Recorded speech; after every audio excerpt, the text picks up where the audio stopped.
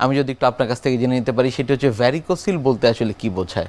অন্ডকোষ থেকে কতগুলো ভেইন বের হয়, মানে প্রত্যেক বডির প্রত্যেক অর্গানের একটা আর্টেরিয়াল সাপ্লাই থাকে, একটা ভেনাস সাপ্লাই থাকে। অন্ডকোষের যে ভেইনগুলো বের হয় ওকে আমরা প্যাম্পিনিফর্ম প্লেক্সাস অফ ভেইন বলি, মানে বাঞ্চ অফ ভেন্স, অনেকগুলো ভেইন।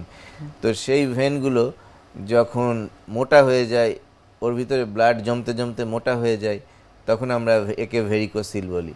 এটা সাধারণত যদি ভেইনের ভিতরে ভাল্ব না থাকে অথবা পেটের ভিতরের রক্তগুলো পিছনের দিকে রিফ্লাক্স হয়, তাহলে এই রক্তগুলো জমতে জমতে ভেনগুলো মোটা হয়ে যায়, তখন এই কন্ডিশনকে আমরা ভেরিকোসিল বলি।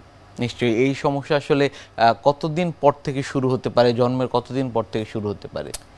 ভেরিকোসিল জন্মের পরেও থাকতে পারে, কিন্তু আমরা সাধারণত এগুলো দেখি মাঝবয়সী লোকদের বেশি দেখা যায়।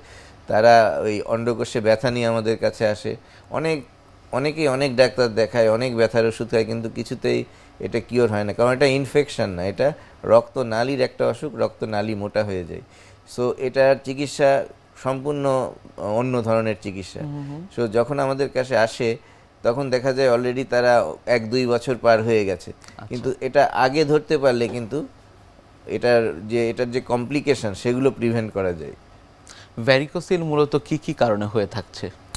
ভেরিকোসিল যেটা আমরা প্রাইমারি ভেরিকোসিল বলি, এটা সাধারণত দেখা যায় যে ভেইনের ভিতরে কতগুলো ভালভ থাকে, তাদের কাজ হচ্ছে রক্তকে একদিকে প্রবাহিত করা। যেমন অন্ডকোষ থেকে রক্ত প্রবাহিত করে উপরে পেটে নিয়ে আসবে, কিন্তু এই ভালভ যদি ড্যামেজ হয়ে যায়, না থাকে, তাহলে উপরে পেটের রক্তটা নিচের দিকে যেতে থাকে, যেতে যেতে ওই ভেনগুলো ফুলে যায়। এটা একটা কারণ। আর একটা কারণ হতে পারে সেকেন্ডারি ভেরিকোসিল, অনেক সময় হয়। সেটা হচ্ছে যে যদি আমরা জানি যে বাম দিকের অন্ডকোষ থেকে যে ব্লাডগুলো ভেনগুলো বাম দিকের কিডনির ভেনের মধ্যে ড্রেন করে, অনেক সময় কিডনির টিউমারের ক্ষেত্রেও কিন্তু বাম দিকের ভেরিকোসিল হতে পারে। এটা অনেক রোগী আমরা পাই। সেই জন্য বাম দিকে ভেরিকোসিল হলে আমরা অবশ্যই স্ক্রিন করি যে তার কিডনিতে কোনো সমস্যা বা টিউমার আছে কিনা। সেক্ষেত্রে আসলে আপনি বলছিলেন যে কারণ কি কি দায়ী রয়েছে। পরবর্তীতে আপনার কাছে আসলে জানবো যে ডায়াগনোসিস ভ্যারিকোসিল কিভাবে করা সম্ভব। ভেরিকোসিলের ক্ষেত্রে আমরা প্রথমে ব্যথার ধরন দেখে বুঝতে পারি যে অনেক দিন ধরে ব্যথা থাকে। বিশেষ করে কোনো দাঁড়িয়ে থাকলে, হেভি ওয়ার্ক করলে ব্যথাটা বাড়ে, আবার শুয়ে পড়লে, রেস্ট নিলে ব্যথাটা কমে যায়। অনেক সময় টাইট আন্ডারওয়্যার পরলে রুগীরা ব্যথাটা কমে যায়। এটা হিস্ট্রি থেকে একটা ধারণা করা যায়।